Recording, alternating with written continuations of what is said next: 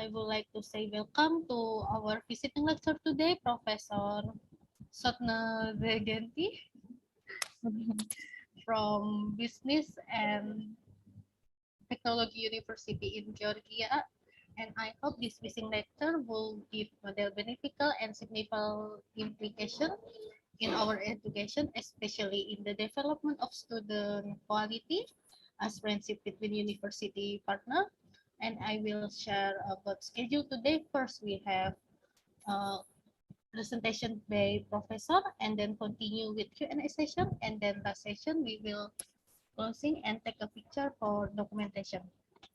Maybe for Professor Tsotne Zhghenti, you can start for this class today. Thank you.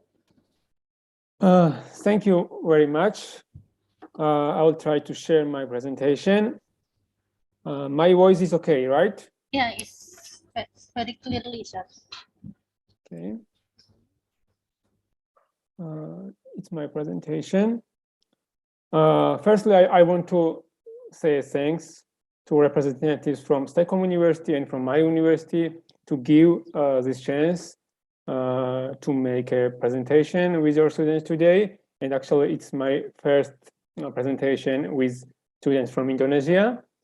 My name is Tsotne Zhghenti. It's very hard to pronounce for non-Georgians because it's very Georgian name and very Georgian surname. And actually, we have very different letters in Georgian alphabet, and we are saying very strong, hard letters.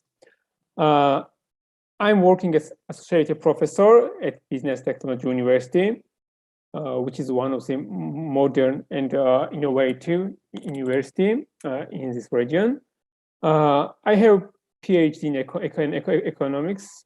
I completed it 3 years ago, and I'm economist.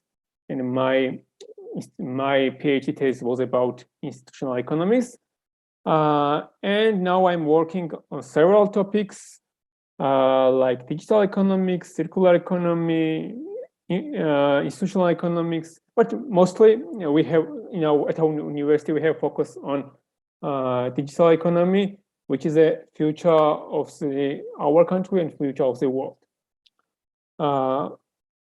As I already said, it's my first lecture with students from Indonesia.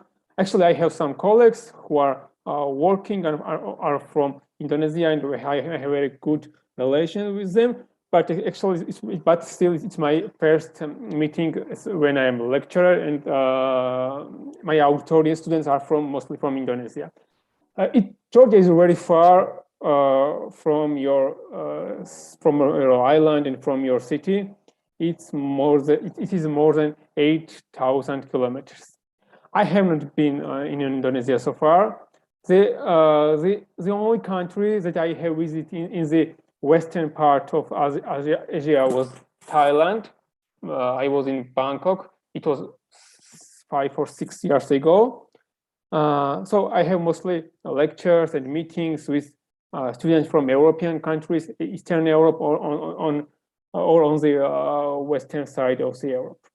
So our countries are very far from each other.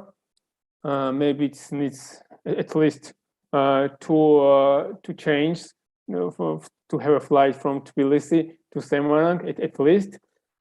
But there are still many similarities, because my country is also a developing country like yours. I want to very shortly introduce some information about my country, about my city, about and about my institution, and then go to the main topic of today's lecture. So Georgia is a very small country, and if I want to start with this question with your students. What do you think? Where is Georgia? It is a part of Europe, or it is part of Asia? What is your opinion? Please write in the comments. So my question is, from your perspective, where is Georgia? It is a part of the Europe, or it is part of the Asia? Please don't use Google. I need your opinion.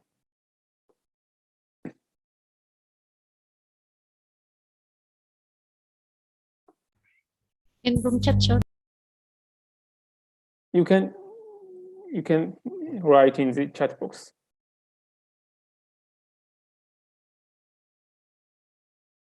Yeah, I'm reading some comments. We have comment that is a former USSR country, West Asia, close to Asia. Actually, Georgia is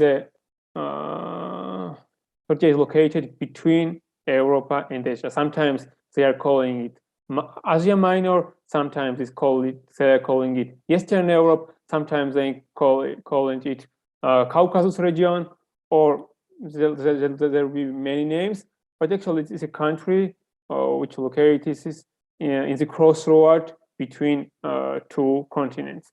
So Georgia was a part of Soviet Union for 70 years. Before the Soviet Union, we had a long tradition, long historical experience to live at the same place, and Georgian kingdoms were founded in ancient times, like many kingdoms in Egypt, like kingdoms in Greece, and so on. But during the last 2 and 3 century, we had a very bad experience with the relationship with Russia, and for the last 70 years, last 70 years in the previous century, we were part of the USSR.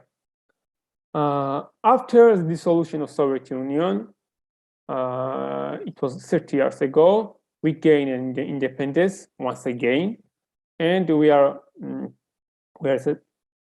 a separate nation, separate country, and we are totally, the Georgian nationality is totally different from any other nationalities in the region. For example, we have our unique language, Georgian language. We call it Kartuli, and it has no relationship with the Russian. It has no links with Turkish language. It has no links with other Indo-European languages. It's a totally different and unique. My country is developing country because we had a very bad period in 90s, because after the dissolution of Soviet Union, we had two military conflicts with Russia. We had a civil war. We had a economic recession, hyperinflation, many problems, and we step by step starting to build a new country, to build new institutions, and to complete the transition from the planned economy, from the communist regime to free market. Georgia is a very small country. It's smaller and smaller than Indonesia. Actually, the population of Georgia is less than 4 million people, and so they are living in a very small territory. And at the seaside of the Black Sea coastline, but we have many different regions in our country. In Georgia, you can find mountains, and the mountains are very high. It's higher than, for example, Alps in Europe. The highest mountains in Europe are located in the Caucasus region. So our top peaks of our mountains are more than 5,000 meters from the sea level. But on the other hand, you can go to the seaside, and there is one big and modern city called Batumi. You can find this photo on the top left corner. We have a very deep experience of winemaking. And the first winemaking tradition in Georgia was started 7,000 years ago. So you can find everything in Georgia. At the same day, you can go to the top of the mountains and find snow, and at the same day, you can go down to the seaside and enjoy sun. So we have everything in a small area, but still 20% of Georgia's territory is now under Russian occupation. you know what is happening now in Ukraine. It is very close and strong partner. And the same was happening in Georgia 13 years ago and in 90s. So Russia is continuing its aggression and its invasion in Georgia. Now the situation is stable. There was no military conflicts within the last 13 years, but still the two parts of our countries are under their occupation. Now I want to move to the next slide to say some words about my city. Tbilisi is the capital of Georgia. It is the biggest city in the country, and around a third of the population lives in the capital. And Tbilisi is a mix of different cultures, because there were living people from different nationalities for centuries, and we have very old city center and also some modern buildings. My university is located in the city center of Tbilisi, and it has very narrow profile. It has focus on modern technologies and innovations, and it includes not only university, but also some additional entities like different labs, research centers, business accelerators, and we aims to have some connections, some links between business and between science. So both of them should be working together to get some major results. Now I want to go to my topic, which is about digital trust. But before going to the main topic, I want to show one slide. It's about the digital development of different countries, and you can find flags for different countries here. For example, if the horizontal line shows us countries' digital, the vertical line shows us countries' digital development. So if country is on the top of the chart, it means that it's very digitally developed. But horizontal line shows us the pace, the speed of digital evolution. And you can find Georgian flag here, red cross, 5 red cross. So our country is not too digitally developed. It still needs some steps to complete digitalization in the country. However, our speed of digitalization is very high. So we are in the breakout countries like many other countries in the region, and you can find the flag of Indonesia. It's very, very close to Georgia's flag. So both of our countries are not the top countries by digital parameters. We are in the bottom, but both of our countries has very high speed, very high pace to become a digitalized nation. So it's our advantage for now. And now I'm going to the main topic of my research. It's a topic about the digital trust. So I have still one question to our authority, to students. What is the first thing that comes in your mind when you hear the word trust? So what is the first thing? What comes into your head when you hear the word trust? Please write your version. You can write anything, any word which comes to your mind.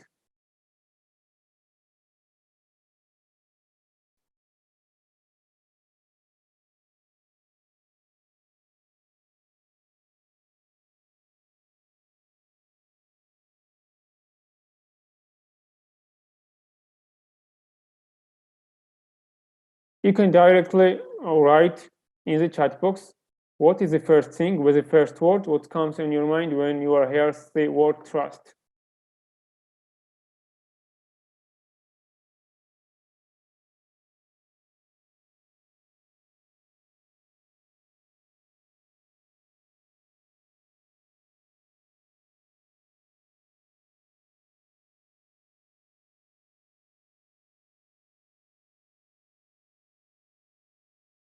Believe, the one version was believe, okay. Are there any other options?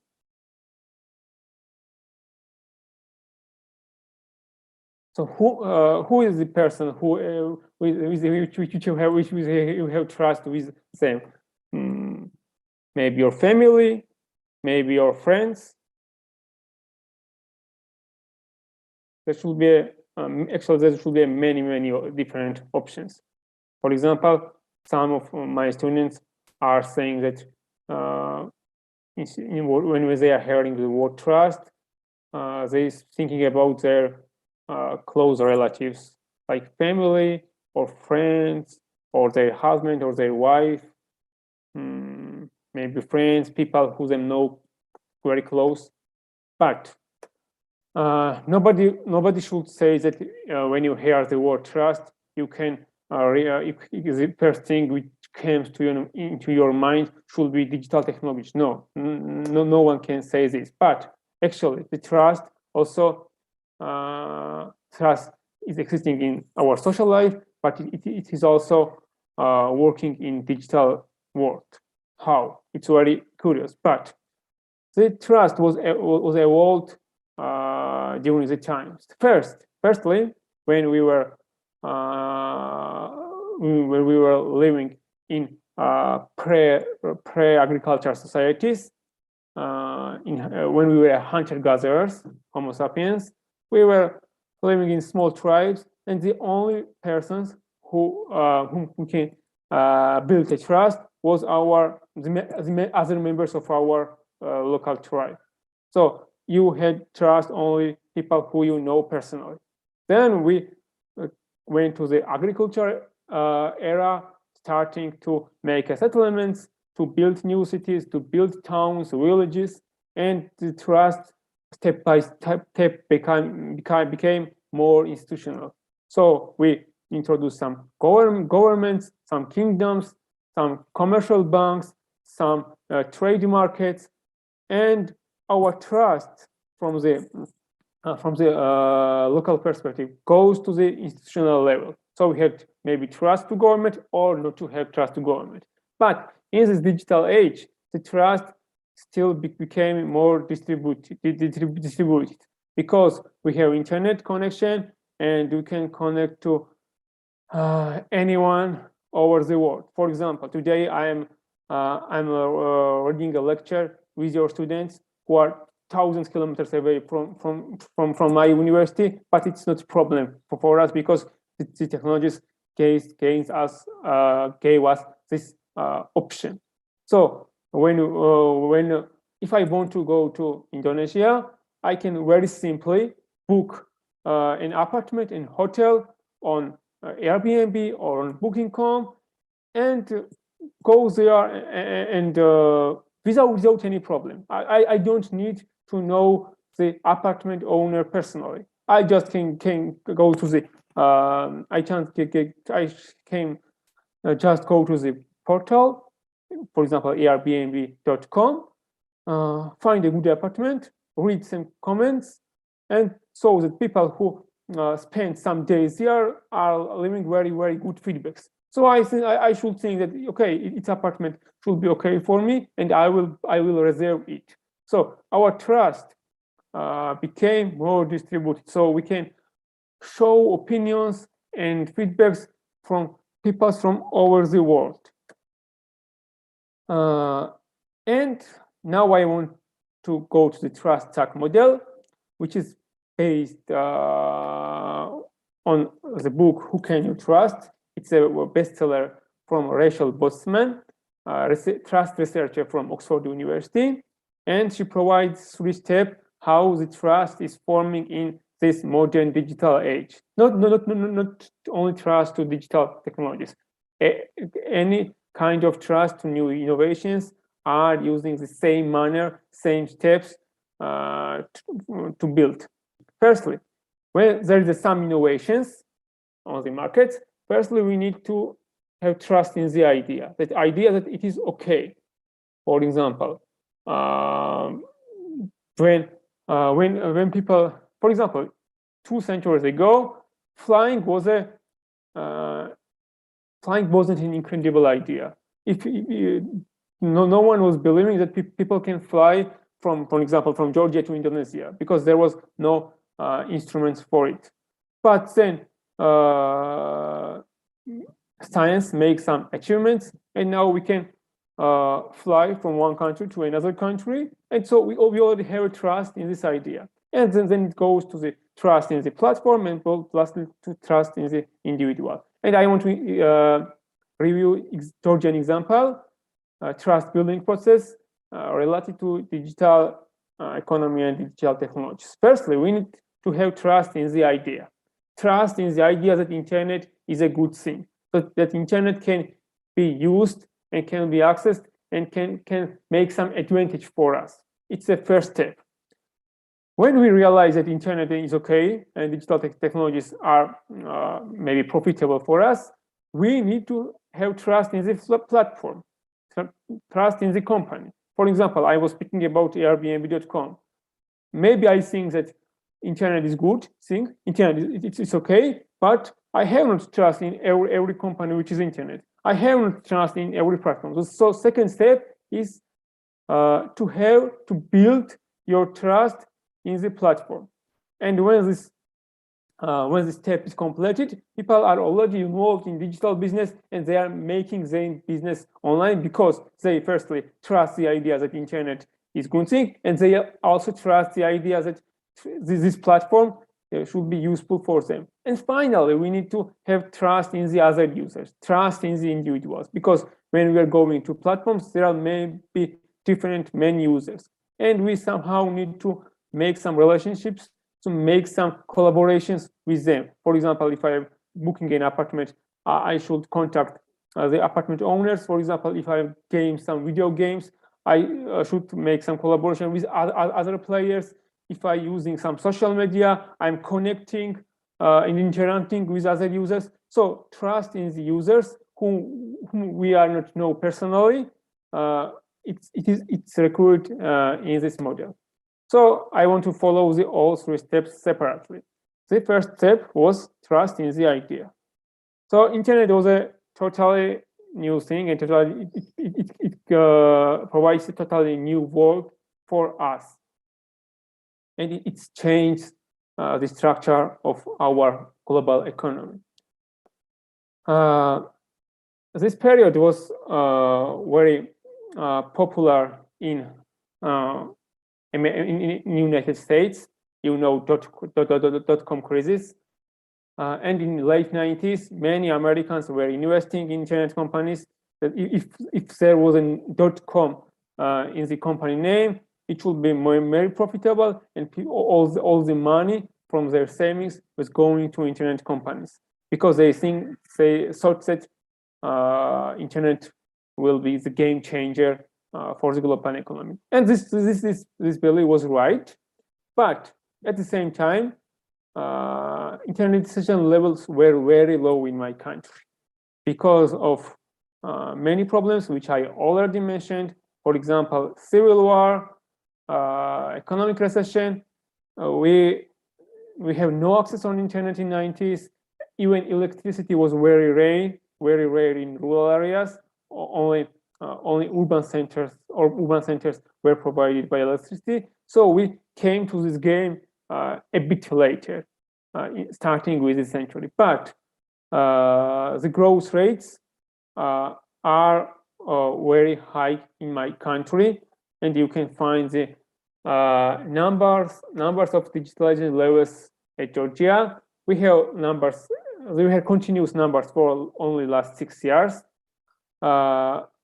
Actually, I was involved to establish this survey because 5-6 years ago, I was working at a local statistics office at my country, and I made this questionnaire for this survey. And actually, about 9% from each 10 people have access on internet, and about 8 people from each 10% are using internet almost daily. So internet level are already very high. We came this game into very late, but the changes were very rapid.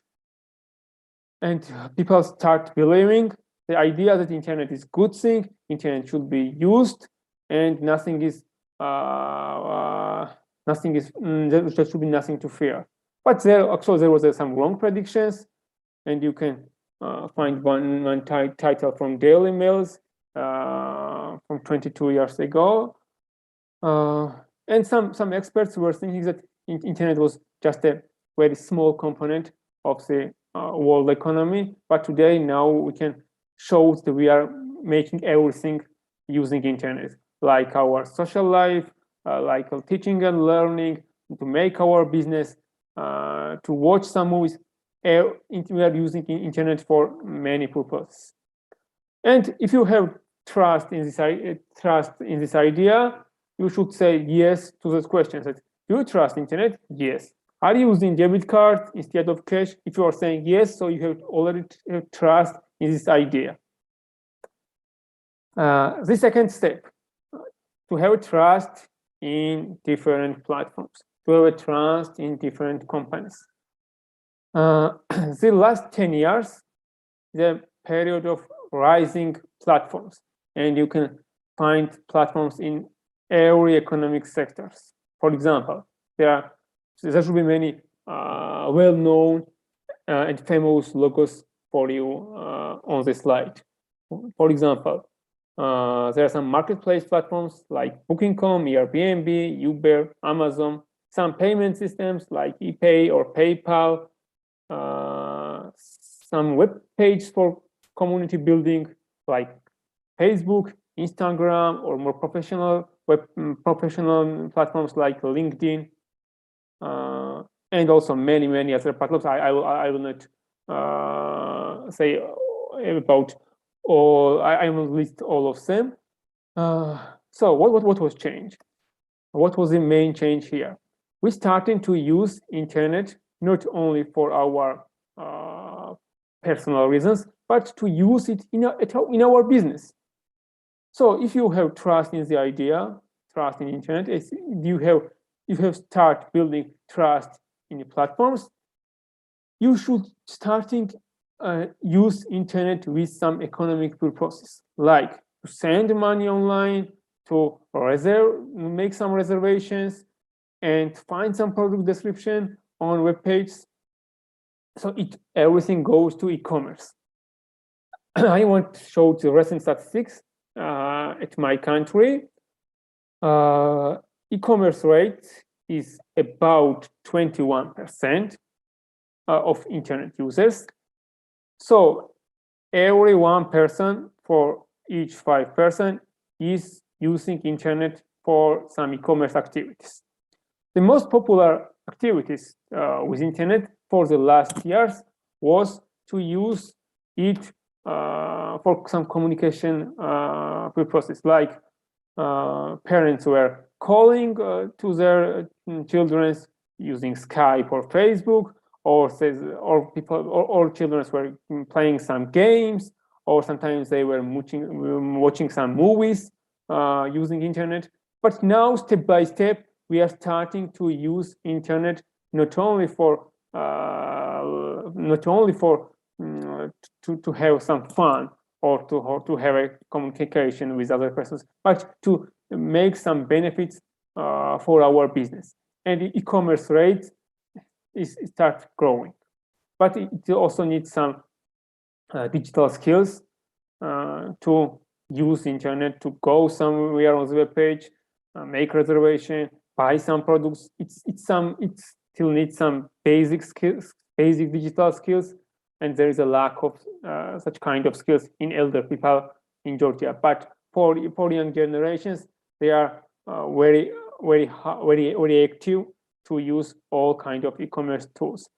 So internet banking is more popular in Georgia. Mostly the mobile bank is the best option, and about a third of the internet users are using mobile bank applications, and also about 40% are using internet to search some information about products. So they are not going directly to the market. Firstly, they are searching some information about the product or service, and they can go to the marketplace to buy some product.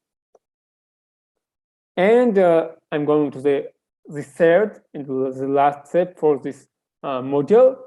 It is era of feedbacks. Wherever we can go in the internet, we can find many things like these screenshots. Please rate us and review us on Facebook. Please leave your comment. Please leave your feedback. Please rate us from 1 to 5 points, or please rate us from 1 to 10 points. Please share your experience. Please leave any kind of comments. Please review us on somewhere. Every day we can find similar messages, similar text in many different web pages, and sometimes we are very confused about it. So what is the reason? What is the purpose of such many questions? Is our feedback or our opinion really important for them?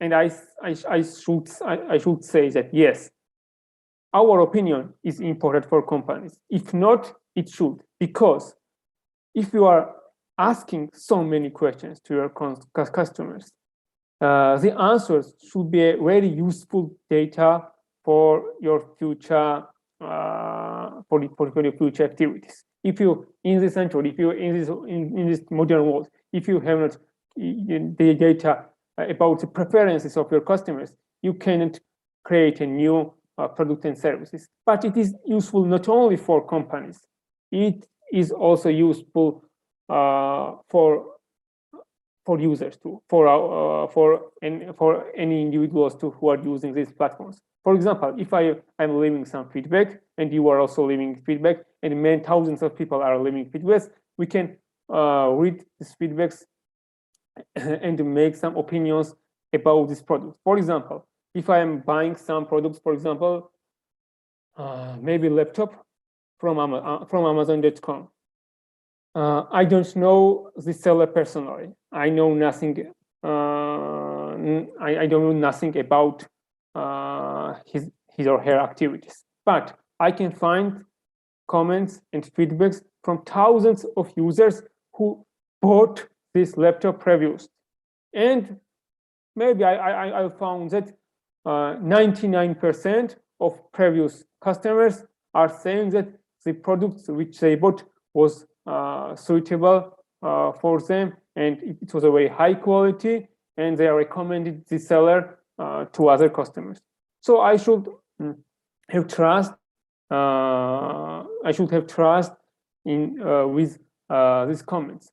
Personally, I don't know each of the customer, because there are maybe thousands or millions of customers, but I have trust in big numbers. When I saw that 2,000 people were left a very good feedback, so it should be a really good company or really good seller, and I should have trust with them.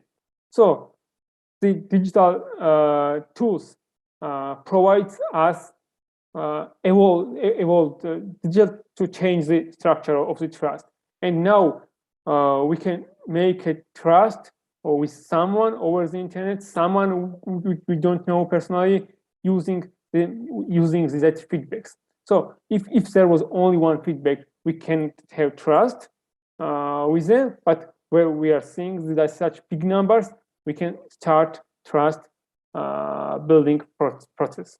So this is the last step of the trust building process, to build trust to other digital users, because in this digital age we have to collaboration with people who are living in other countries, in other continents. We don't know many things about them. We don't know them personally, but we still need to have trust and somehow to start building process. So we need, sometimes if we are buying something, we need to read some public customer feedbacks, or if we are looking for some business or business partners, we can find different kind of information over the internet to realize, is that person trustworthy for us or not.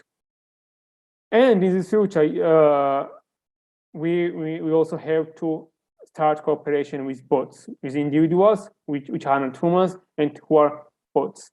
And if we successfully completed the trust building process with other individuals, the digital trust forming process with bots will be much simpler.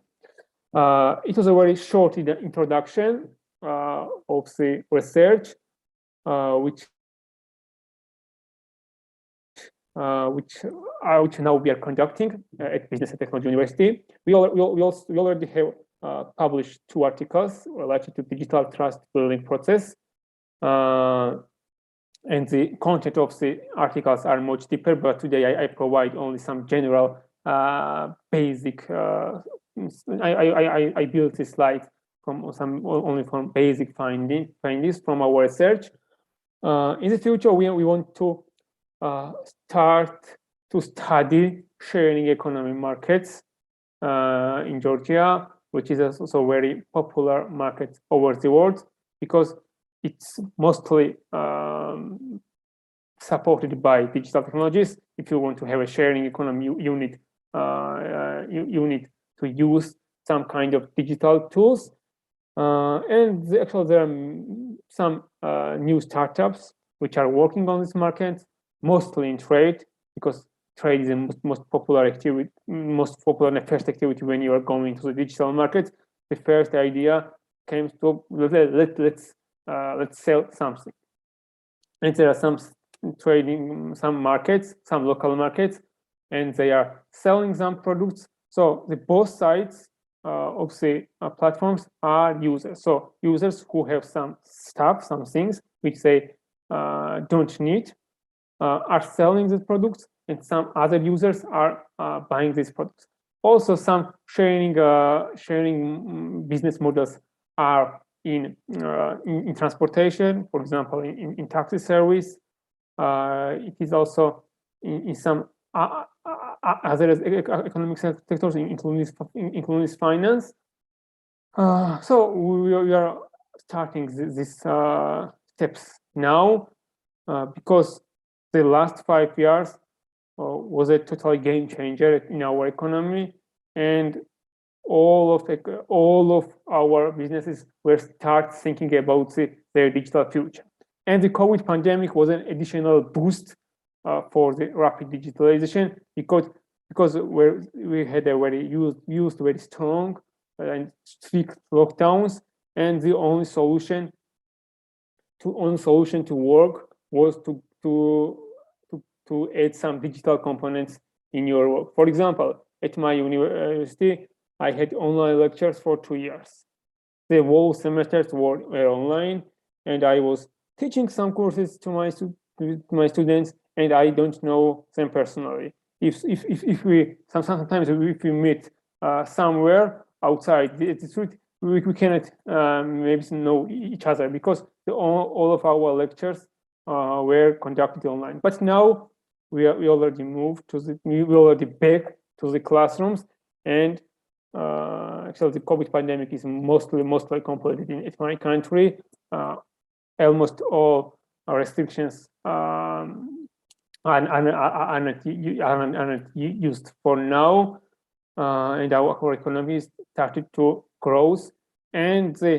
But still, the digital economy and digital technology still stayed as an important component for future development for any startups, for any big or small companies, because they already realize that without the digital, without the positioning in the digital world, they cannot get any kind of access. So they are starting to do this, and we, as scientists, as academic researchers, are following the trends which are in economy. And now we have a focus at my university to study the different sectors of our digital economy, because there are many things to explore, and we are in the very beginning. Thank you once again, and I will be glad and I will be happy to answer your questions if there will be any.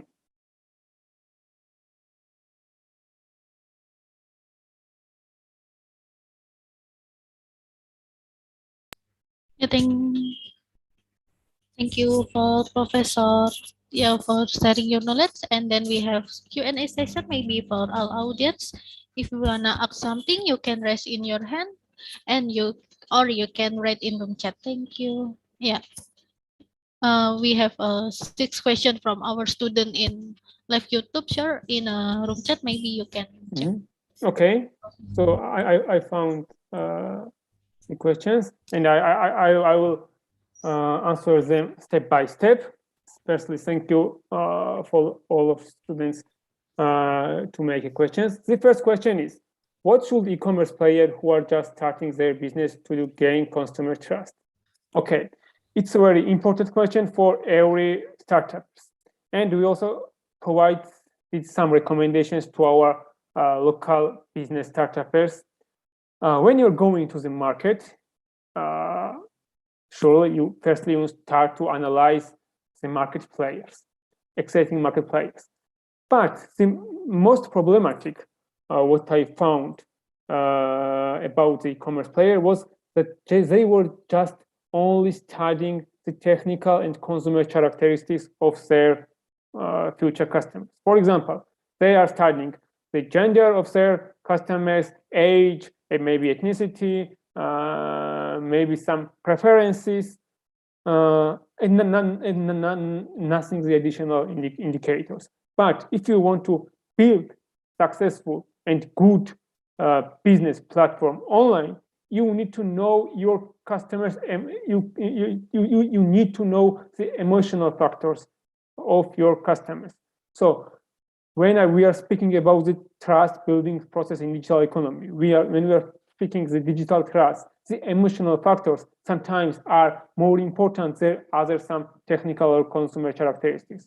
So you should take a special survey to know the emotions of your customers when they are making some business over the internet. For example, what is there for trustworthy, what is not, how they are building their trust to new companies or new web pages, or maybe what color is trustworthy for them or not. What kind of information should you display on your web page to be more trustworthy for your future customers? So if you want to go to the e-commerce market and to build a successful platform, you have a separate survey to study and explore all kinds of emotional factors of your potential customers. Because people, we are all individuals, we are very different from each other, and you cannot use the same approach, the one model for every customer. So you need to know your customers, what they are thinking, what is their opinion, where are they angry, when are they happy. So please study your all kind of emotional factors of your customers. This second question: how does an entrepreneur gain the trust of customers in the midst of rampant online sales fraud? Actually, I have not deep information of this example. Maybe I will answer the other questions and maybe back to the second question. The next question is still about the e-commerce. Yes, the third question is close to first question. And yes, if you want to build a successful platform, actually, of course, you need to promote your shop using internet. But many companies are using very old practice just to make some promotion, just to make some ads somewhere on the web page and nothing more. So in this modern age, some more smart solutions are sometimes better to promote your business. Not only just make a advertisement on Facebook.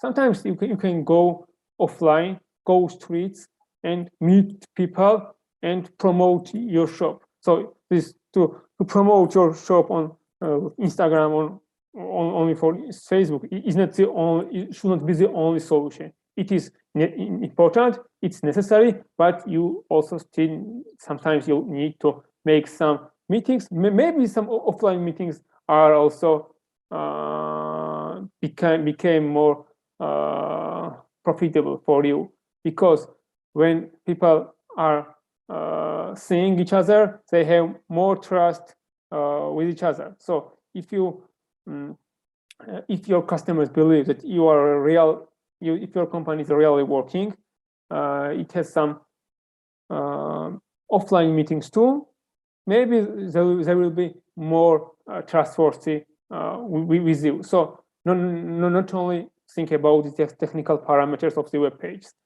Show your clients, show your customers that you are really, that your company is a real company. It's not a fraud, and you are doing many things.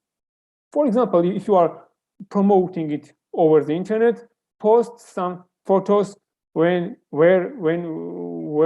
you are with your customers, and show them that it's not just an online company which maybe will be closed tomorrow, that it's really working and it is aiming to have a sustainable future. Actually, we have two questions about the internet fraud. This topic is not too important in my country, because it's a very small economy. The business just started to make some digital, to gain some digital achievements. So there was a very, very rare cases of internet fraud. But in the bigger countries, the problems are more. So this problem will be exist because the digital trust forming process was just evolved. And so we should know that this problem will be with us maybe within the next 10 or 20 years, because trust with each other, trust to other people are already in genome. We are living, the Homo sapiens is living for 200,000 years, and the trust to each other, trust to persons were formed. But trust to other internet users is a very new thing. We have only 20 or 30 years when we are starting to build digital trust over the internet. So there should be many mistakes. There will be some kind of frauds. There will be many fears, but it's a ongoing process. It's our development process. So if we think that okay, there was some fraud and maybe so internet is not okay for us because there are many frauds. There will be many thieves. We should not stop here. We should follow, and somehow the reduce of the share of the fraud over the internet. So I have not a strong and strict recommendations, because I'm not working on the topics, because it is not important case at my country. However, if we want to somehow to increase the trust to internet companies, we also as customers, as individuals, we should start to analyze what is trustworthy and what is not. Firstly, here we need some digital skills and some experience. For example, maybe you, most of you, have got some emails from anonymous users who are saying that they are your old relatives, and your grandfather was died somewhere, and he wants to gave you some wills, maybe a few thousand millions. And many people were believing this because they were new users of internet, and they are not fully understand how this internet is working. But when but when we are realizing how the internet works, we are more confident on some things. Sometimes we very simply check that this page should be fraud, but this page should be a good for us. So you should go to and analyze all kinds of feedbacks. So do not have trust directly when you see somewhere some text. But yes, there was one question that some people are very lazy to give some reviews on e-commerce. Yes, it's right. And sometimes they are right because they are very tired of giving many kinds of feedbacks, because many sometimes it is not problem of the people. Sometimes it's a problem which comes from company, because they are asking people too many questions, and the quality of the answers is going down. So if you want to get the best results from your customers, you should ask very simple and only few questions. If you ask them tens of questions, nobody will answer. Maybe one person will answer, and the results will not be useful for you. So if you want to get the real feedback and to use this feedback in your practice, you should ask very simple questions. Many of my students, for example, are using Google Forms for some kind of surveys during their master thesis or bachelor thesis, and they are sometimes adding 20 or 25 different questions. And I always saying to them, do not have so many questions in your questionnaire, because no one will answer all of them. Sometimes they just, maybe they click A to all questions, because they were lazy, because all of us have many different works. We are thinking about on different topics, and we have not enough time to maybe to provide 20 minutes to fill some kind of survey. So have only few questions, and your questions will be very, very simple. If you need to access everything, you will catch nothing. So if you want to catch the right amount of information, you should ask only the important questions, which is really important for you, and not the questions for questions. Because many of students thinking that if I have hundreds of questions, it should be better survey, and our experts and reviewers say that, oh, you have done a great job because you have hundreds of questions. No, it's not true. You should focus on quality. I will also find other questions. The trust in the product maybe should be a different thing compared to trust in the individual, and it mostly includes non-trusty factors. For example, if you are thinking about the product quality, you are reviewing and analyzing many things. Sometimes these things are not linked or are not collaboration, or are not in collaboration with some digital tools. For example, if you are looking the price of the product, so it should be same for online or offline world. For example, expensive is expensive in online, and its product expensive, it should be also expensive in offline sector. So you are not differ online and offline sectors here. I will also read some other questions. And there are many questions actually, but sometimes the questions are similar, and I'm answering them not separately, but together. Excuse me, sir. We have audience will question in Raisen Muhammad Sultan. Yeah, Muhammad Sultan, Okay. the time is yours. Thank you. Thank you for this opportunity, Prof. Son. My name is Sultan from Malang. So this topic about trust on the digital platform, it interests me. In asking you a question about trust, sometimes it takes us into the fanaticism. And we have experience when we had the president electional in 2019, that we been separated by two separation, like first candidate and the second candidate, who called the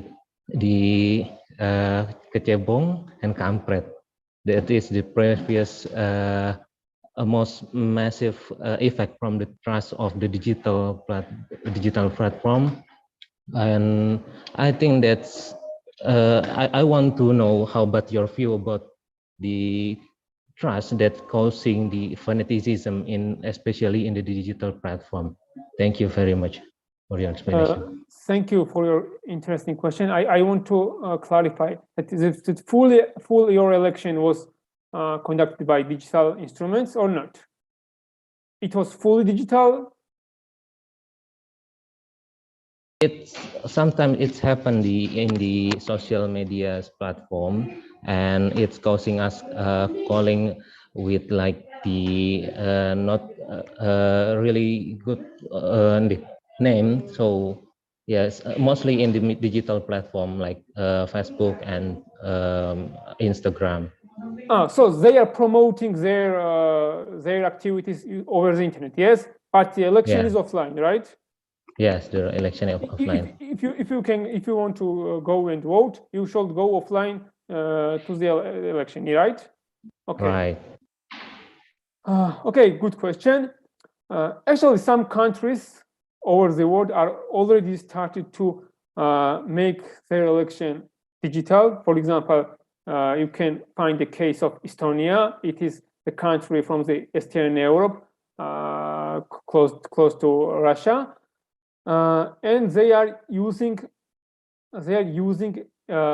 e-vote system, and about from 20 to 30% of population are giving their votes online. So they are not going outside to give a vote, and the rest of population are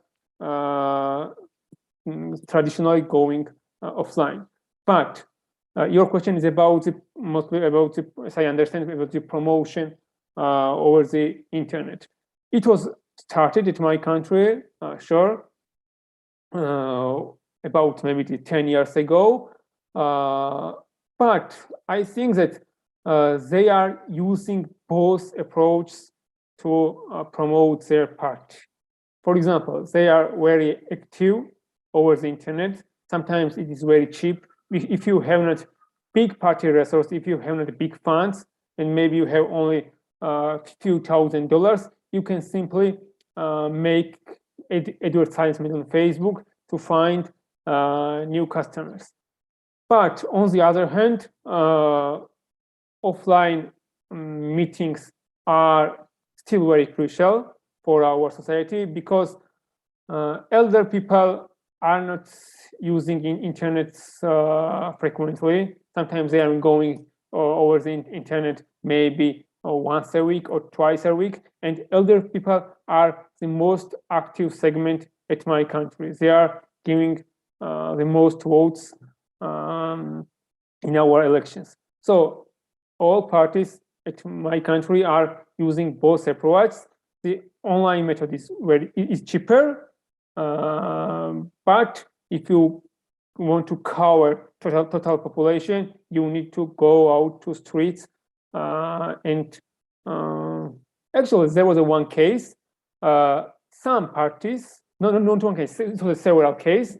Some parties elected their candidates over internet. So you know the parties has many candidates, and they choose only one candidate to go to election.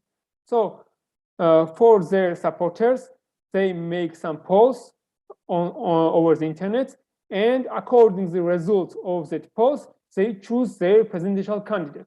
And this candidate then go to the main election, which is totally offline. But sometimes the parties are using internet solutions to choose their candidates, because when you are only one party, and if you are not a big party, it is very hard for you to make some primary elections, like in United States, for example, when Democrats have their elections and the Republicans have their elections, and the winners of the elections are going to the main election. It's very hard for small countries and small parties.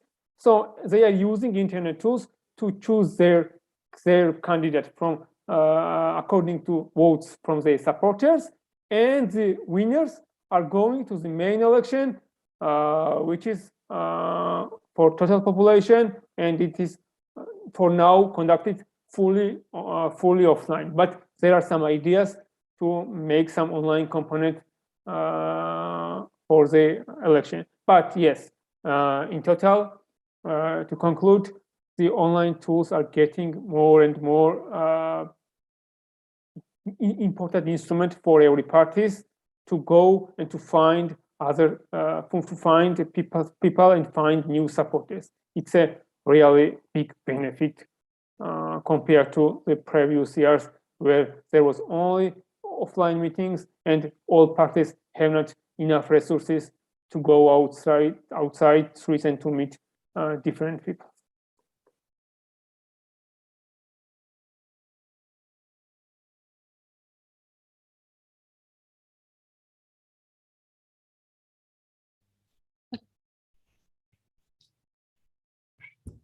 Okay, thank you, sir. I think we don't have no more question again.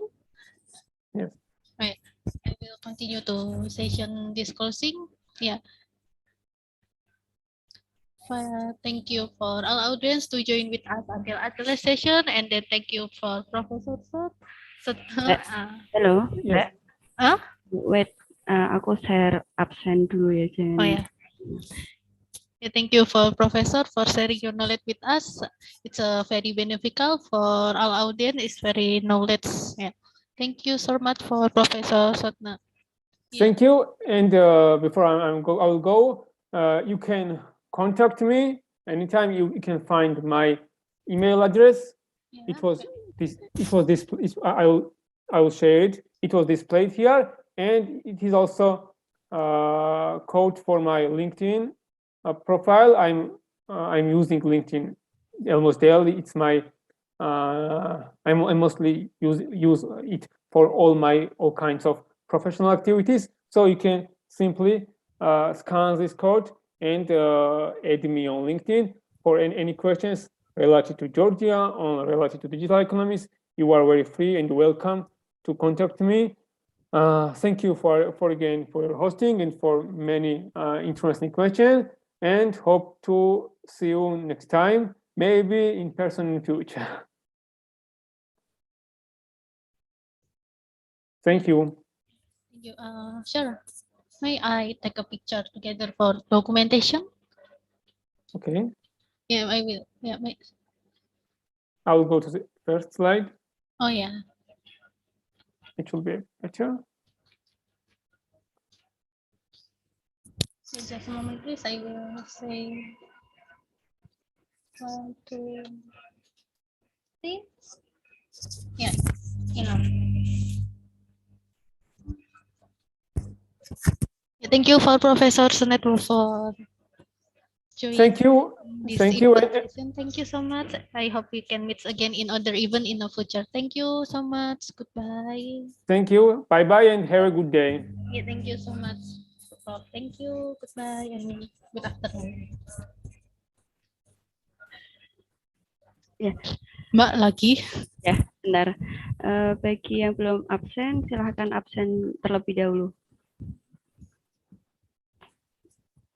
Mau perlu absen nggak? Boleh. Sebelum meninggalkan room pada siang hari ini, untuk semua peserta dimohon menghidupkan kameranya untuk foto bersama.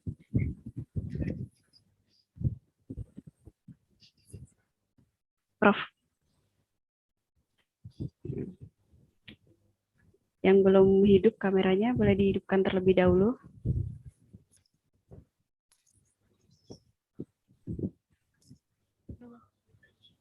Oke, wait. Saya hitung sampai 3. 1, 2, 3. Wait. Sekali lagi ya. Berapa? Sekali lagi. 1, 2, 3.